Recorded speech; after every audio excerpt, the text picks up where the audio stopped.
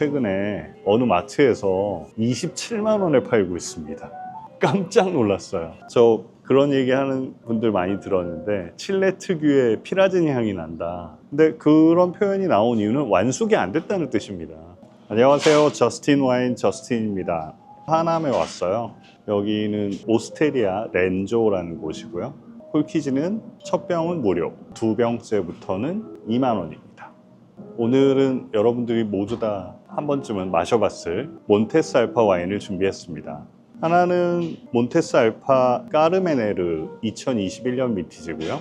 또 하나는 몬테스에서 까르메네르 품종으로는 제일 비싼 몬테스 퍼플 엔젤 2020 빈티지를 준비했습니다.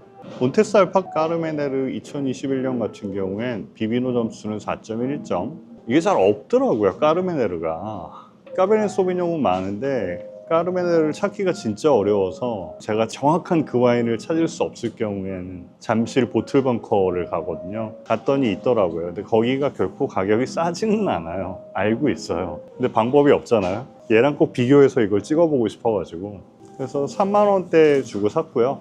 몬테스 퍼플 엔젤 같은 경우엔 롯데마트에서 할인 행사할 때 12만 원대 주고 추가 할인을 좀 받았는데 최근에 어느 마트에서 봤는데 27만 원에 팔고 있습니다. 깜짝 놀랐어요. 거기도 대형 마트인데. 이렇게 두 개를 준비한 건 같은 몬테스에서도 미들급 때는 몬테스 알파 까르메네르랑 거의 가격이 4배 차이 나는 까르메네르는 과연 그만큼 품질 차이도 날까, 나면 어떤 것들이 날까 한번 알아보고 싶어서 준비했습니다. 몬테스 칠레의 엄청나게 큰 와이너리죠. 1988년에 시작했더라고요. 처음 만든 와인을 미국으로 수출했더라고요. 지금은 한 20종류도 넘는 다양한 와인들이 나오는 대기업이죠. 까르메네르라는 품종 얼마나 아시는지 모르겠습니다. 까르메네르라는 품종 하나만 가지고 만든 와인은 유럽에서는 거의 못 본 것 같아요. 칠레에서는 굉장히 유명하죠. 그래서 어떤 분들은 이게 칠레의 고유 품종으로 아는 분들도 있는데, 까르메네르의 고향은 보르도입니다. 보르도 블렌딩을 만들 때 많이 사용했는데 얘가 만생종이에요. 까베르네 소비뇽도 꽤 만생종이거든요.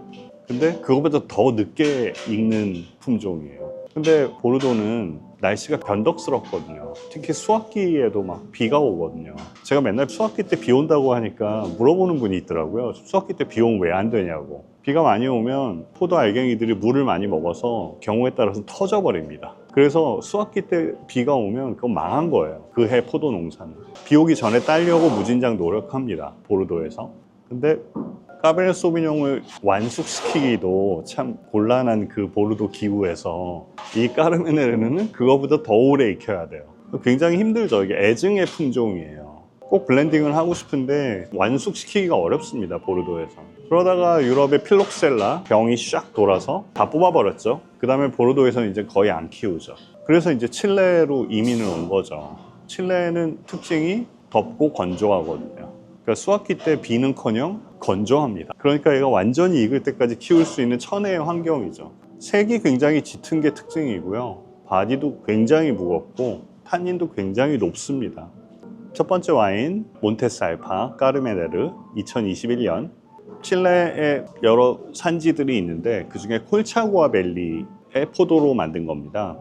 90%는 까르메네르고 10%는 까베르네 소비뇽을 블렌딩했습니다. 5일 동안 발효전 추출을 했고요. 그 다음에 효모를 투입해서 7에서 10일 동안 포도의 당분이 전부 알코올로 바뀔 때까지 발효를 했다고 하더라고요. 그러고 나서 스테인리스 스틸이나 콘크리트 탱크에 넣어놓고 온도를 맞춰서 젖산 전환을 했고요. 그 중에 일부분은 12개월 동안 프렌치 오크 배럴에서 숙성을 했습니다. 50% 정도 새 오크를 썼다고 하더라고요. 첫 번째 와인.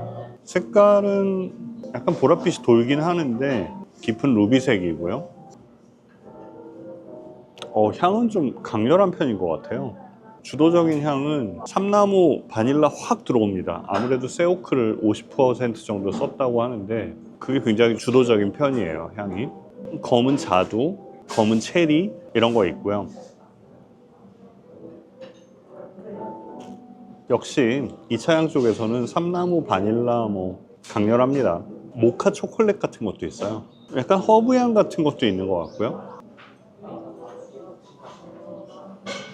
맛을 보면 아주 잘 익은 과일 맛인데 체리 잼 같은 거 만들 때 체리를 익혔을 때 나는 맛이 납니다.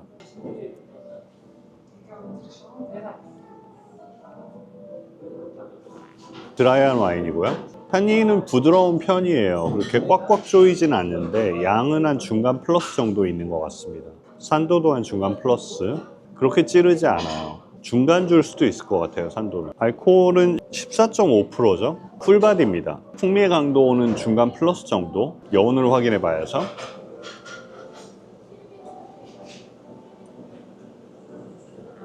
조금 달달한 모카 초콜릿이 한 중간 플러스 정도 길이가 나오는 여운입니다. 품질 결론을 내리면 복합미는 그렇게 훌륭하진 않아요. 조금 적게 나오는 편이에요. 향과 풍미들이.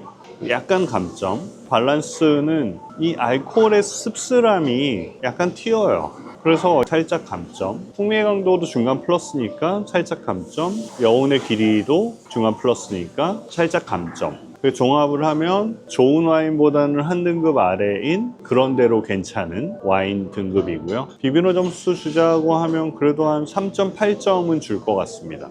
한 줄 요약을 하자면 이거는 칠레 까르메네를 처음 접한다 라고 했을 때 직관적으로 이거 저거 하고 딱딱 들어오는 면에선 특징들을 딱딱 배울 수 있는 그런 와인이라고 생각합니다.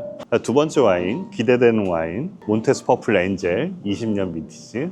얘도 콜차구아 밸리 포도밭에서 나온 포도들이고요. 92%가 까르메네르고 8%는 뿌티베르도입니다. 뿌티베르도는 보르도 블렌딩에서 많이 씁니다. 좌안 쪽에서 특히. 공을 많이 들였더라고요. 포도 수확하기 한 3개월 전부터 포도송이 근처에 있는 이파리들을 다 솎아냈어요. 그래야 직사광선을 직접 받을 수 있고 더 완숙시킬 수 있겠죠.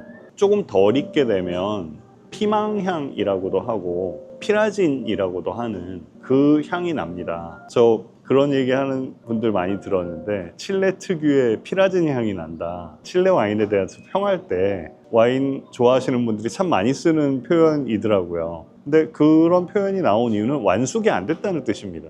특히 까르메네르는 완숙하는데 기간이 더 오래 걸리잖아요. 완숙을 못하면 나는 향이거든요. 피망향, 피라진 이런 식으로 표현하는. 포도송이에서 줄기를 제거하고 알갱이들을 다시 선별했대요. 덜 익은 것들이나 좀 안 좋은 것들을 선별해내고 만들었다고 하고요. 그 알갱이들을 발효저에 넣고 영상 10도 정도로 온도를 맞춰놓고 5에서 7일 정도 발효전 추출을 했습니다. 발효전 추출을 통해서 색도 좀 뽑아내고 풍미들도 좀 뽑아낼 수 있습니다. 그 다음에 효모를 집어넣고 본 발효를 했고요. 발효를 마치고 나서 보통은 양조할 때 그 와인들만 뽑아내거든요. 찌꺼기들은 걸러내고. 근데 이거는 발효 후 추출을 또 했습니다. 발효를 하고 그대로 두는 거예요. 그렇게 되면 알코올이 많이 올라간 상태이기 때문에 탄닌이 더 많이 추출됩니다. 녹아내려요. 그러면서 또 한 가지는 이게 산소랑 맞닿고 계속 있잖아요. 그러니까 탄닌이 부드러워지죠. 그 두 가지를 노리는 겁니다. 발효 후 추출은. 그러니까 이 와인의 가격이 비싸질 수밖에 없는 거예요. 뭔가 한 게 많죠? 다 인건비거든요, 그거.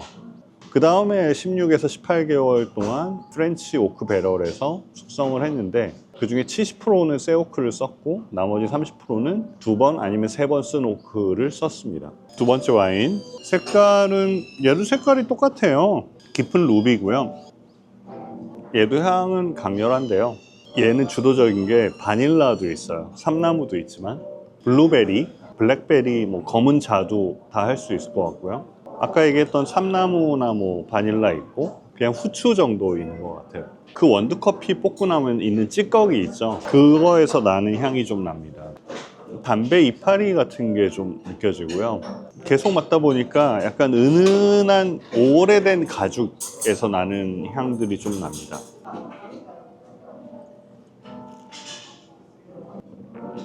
당도는 드라이한 와인인데 탄닌이 더 부드러워요. 아까 몬테스 알파 까르메네르보다 이게 훨씬 더 부드럽고요. 실키한 탄닌이라고 그러죠, 이럴 때. 양은 한 중간 플러스 정도 있는 것 같고요. 산도도 중간 플러스 산도. 알코올은 얘도 14.5%네요. 근데 역시 풀바디 와인이고요. 풍미의 강도는 강렬합니다. 향보다도 훨씬 더 강렬합니다. 여운을 한번 볼까요?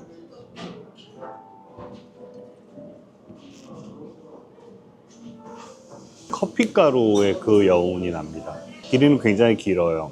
품질 평가를 해보자면 복한미는 아까 와인보다 훨씬 더 다양한 1차, 2차, 3차 향들이 있죠. 그러니까 감점할 수 없고요.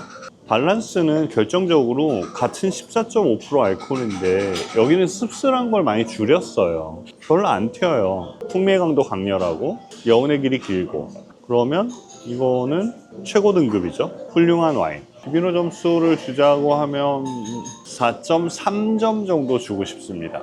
한 줄 요약을 하자면 난 까르메네르로 만든 진짜 고품질 와인을 마셔보고 싶다. 이 정도 마셔보고 그 품종에 대해서 얘기하는 게 좋겠다라는 그런 모습을 보여주는 와인입니다. 피라진 1도 없습니다. 오늘 그래서 두 가지 와인을 이렇게 비교해 봤는데요. 가격은 한 4배 차이 나는. 근데 품질이 4배 차이 나냐? 절대 그렇진 않고요.